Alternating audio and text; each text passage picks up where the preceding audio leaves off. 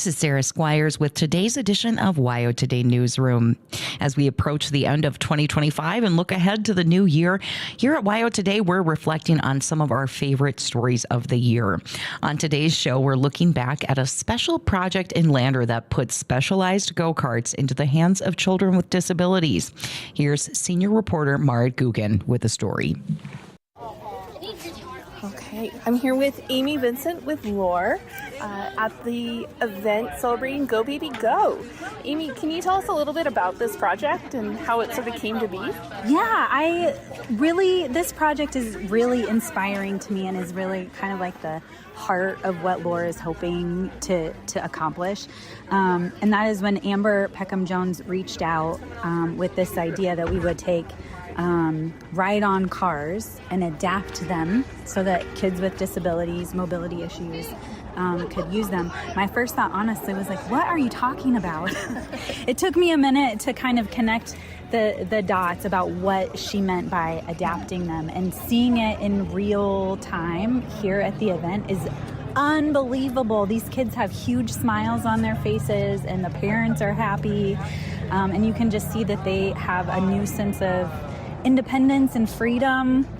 So really fun to be a part of the project, and so glad that Amber brought it to Lore. Yeah, and it's really cool to me that we have the robotics club involved. So we've got these teenage boys working on these projects so they can help other kids. It's really inspiring.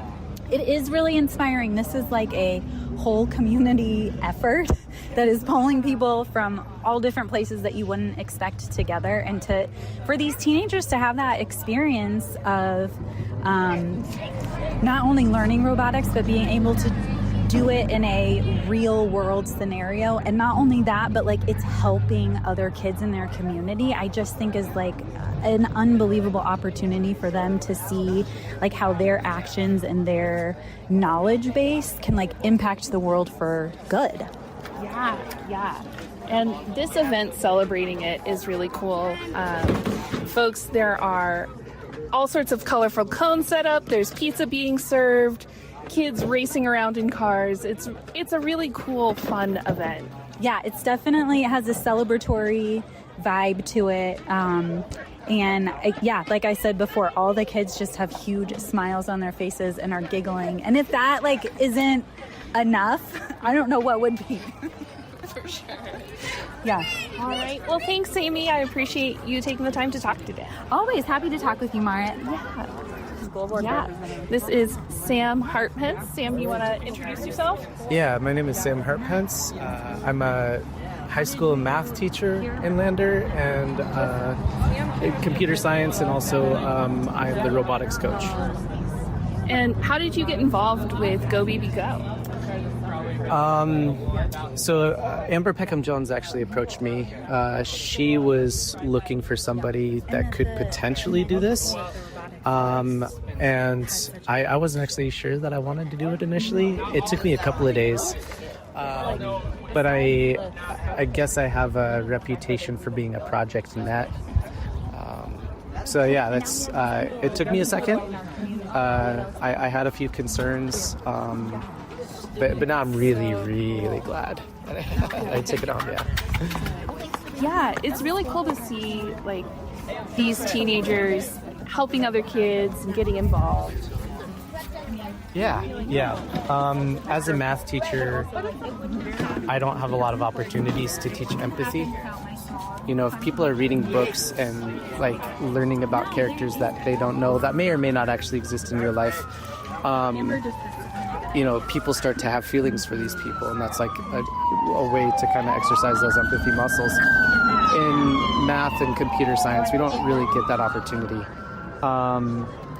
But these kids all summer long, they have been thinking about these kids who are getting these cars. They've been thinking about their experience. They've been thinking about their joy, their comfort. And so it's been a whole new thing for me. Just seeing these kids just truly dive into how these kids experience the world. Yeah. That's really cool. Yeah. And it seems like they're learning a lot too. Like right now, we're standing here watching them actively problem solving. That's also a great skill to learn. Yeah. And we get curveballs every single time. I mean, every single one of these cars are customized for a specific kid and their abilities and their needs, and so every single one's different. There are some things that are common between some of the cars, but yeah, it's every single time we build a car, it wasn't necessarily that we figured out this one, so now we have this roadmap for the other. There were always different tweaks and things that we had to figure out. Yeah. Hi, I'm Chase. I'm Alden Harpence. I'm Jackson William Anderson. Chase, do you have a last name? Harpence. Harpence here. Nice. All right. Well, guys, what has been like the coolest part of working on these cars? Watching them use it afterwards. It's like, I built that. I would say it was probably like, making the kids that are using these go-karts more happy and like, just seeing them like smile around while they're, driving around the go-kart, as fast as they want or as slow as they want, just having fun.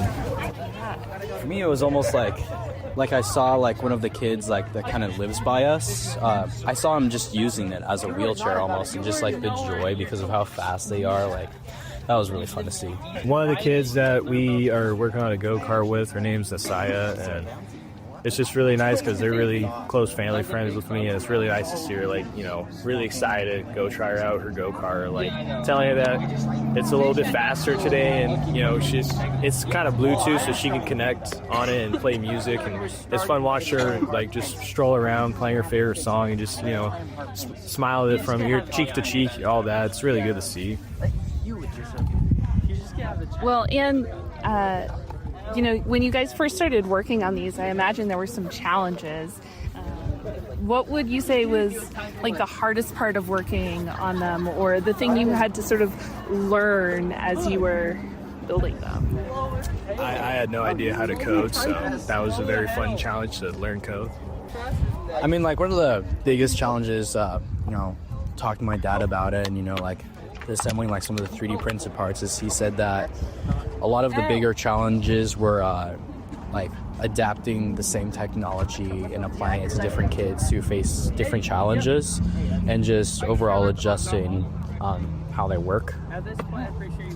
I'd say it's programming the Bluetooth app.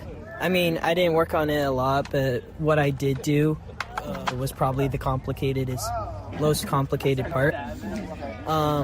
Also packaging the wires and letting everything fit in there was really difficult. Keeping it all packed in. Well, have you guys built all the cars that you're going to, or are there more in the future? What's next? As of right now, I think this is like kind of the conclusion of the season, but it's going to be like a whole seasonal thing, because I believe that part of this is like with the robotics club as well as a computer science class, so I think it'll continue on. I mean, I really would like to, see more of these cars being made and like more improvements, and kind of expand it out. Hopefully, we'll take someone to Jackson and show them the robotics team all about this, and hopefully some good out of it will come in. But no, it's been good so far, and I'm just happy how far we've gone already. So. To me, this isn't actually going to be the end. The plan is to make a more advanced model for Science Fair. We're going to make more go-karts, but this time using face tracking technology.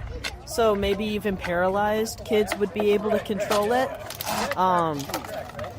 The plan is to start really soon, but we haven't gone around to finding a good Arduino. I mean, deciding between a Pi, except it can't use Wi-Fi, but we're gonna keep making them, but like more advanced. I'm Hunter McIntyre. I'm Ethan Titus. I'm Sebastian Bannon. All right. And guys, you're all part of the robotics club working on building these go-karts. can you tell me a little bit? We talked before, but just to go over again, what's been your favorite part of working on these? Being able to give them to the kids and seeing them happy that they're able to have their control and stuff. Yeah, as I said last time, I enjoy all of it, like helping people out, and then I actually enjoyed like the challenge of building these things. And like, made it really fun. Well, I'd said a couple things, but mainly I liked the putting together the internal components, sort of. And the other guys told me you three are the coding brain trust. Sebastian and Ethan are. I'm not. I'm mechanical, very. I can do some 3D modeling. Sebastian's the best at it. I mean, like, he'll throw up a model in a few seconds. Yeah, for the models it goes Sebastian. Yeah, we just say, Sebastian, make it, please. That good. You're that You're good. the one. You're better than all the rest of us. Yeah, I mean, like, I can throw simple stuff together, but you like get the millimeters down and stuff. I can do squares and circles. I can do a bit more than squares and circles. I can do an oval. And yeah, coding is kind of where me and Sebastian fit in a lot. I like to do all of it, but Sebastian's really good at coding and modeling and stuff. He's good at the computer side of things, which is fun. And me and Sebastian are a team, so he does the computer stuff, I do the manual stuff. Well, I also do manual stuff, but like, I do a good job when I'm there. Yeah, when you're there. Yeah, I do enjoy doing the mechanical other stuff. That's also, yeah, that's pretty fun. Yeah. Yeah, it is. Yeah, everything. What's been something that's been a challenge though while you were working on these? Like I've been watching you guys trying to get this one, and it seems like it only wants to go backwards. Has that been a common theme, or what's something that you've had to sort of figure out? There has been a lot of stuff that went backwards that shouldn't go backwards. Yep, there's been a lot of things that go wrong really fast. Or we've fried broken boards, and I had to stop all kinds of things. Yeah, I had a stretch of time where I was staring at the, I almost called it a robot, the little car for like the entire practice, just trying to figure out one thing. It was just I had to reverse 2 wires. Yeah. We messed up some stuff, but we've learned a lot too. Yeah, I had to work on a little Jeep for a while.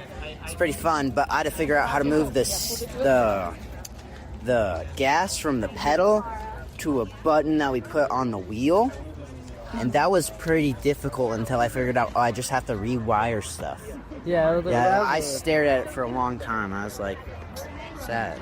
Yeah, a big part of this was like making them adaptable, like changing how they took inputs and stuff, which was a challenge because they were built to only work one way, and we had to make them work another.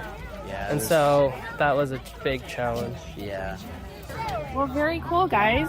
And I understand, we heard something about face recognition technology. It sounds like this project is going to continue into the future. Yeah, that was the idea we will. hoped to get done, but we got a little busy getting these ones to work in the first place. Yeah. So. We're also working on an app that'll allow parents to take control of the vehicle if something goes wrong or something. Like they need to. That's actually most of the way done, though. We haven't even started on the face recognition part. Yeah, the app has been started on. Well, is there anything we haven't touched on that you're like, oh, this is something people should know about this project? No, other than the fact it was done by high schoolers and hard pens. Yep. And middle schoolers, actually quite a few middle schoolers. Well, it sounds like maybe we should have more people join the robotics club so we can have more. Maybe. Yeah. Maybe. Sure. Try it out. Yeah. Well, guys, I should ask you this question first, but what grade are you all in? We're all in 11th. We're all sophomores. I forget numbers. He's just thinking ahead. Yeah, I'm just thinking ahead. I'm thinking of that. Yeah, we're all sophomores. Gotcha. Yeah. So you're a little way out thinking about like college and resumes and stuff. Yeah, I mean, like, you should still do it, though. Yeah, you should still do it. Do it. Yeah, you should still go. Get your plan, man. Join robotics, man. I mean, but, join the Kraken team. They need people. We have a bunch of girls. There's 3 girls and 3 boys. We're the biggest team. Join their team, man. Don't join the Flying Chameleons. We like our small group, man. And the geckos. Sorry, the geckos. The 13's small, so that's fine. How many teams are there? All right, I'll let you go get pizza. Thanks, guys. That was senior reporter Marit Gukin. If you're getting ready for winter or you're already feeling that Wyoming cold, Porter's Mountain View Supply is the place to stop. They specialize in wood stoves and pellet stoves, helping homeowners find the right heating solution for their space. And it's not just the stoves. Porter's carries pellet fuel, stovepipe and venting, chimney components, and all the accessories you need, from stove tools and gloves to cleaners and maintenance supplies. What really sets Porter's apart is the service. Their knowledgeable team takes the time to explain your options and make sure you leave with something that works for your home, not a one-size-fits-all solution. You'll find Porter's Mountain View Supply at 750 East Sunset Drive in Riverton, or give them a call at 307-856-6060.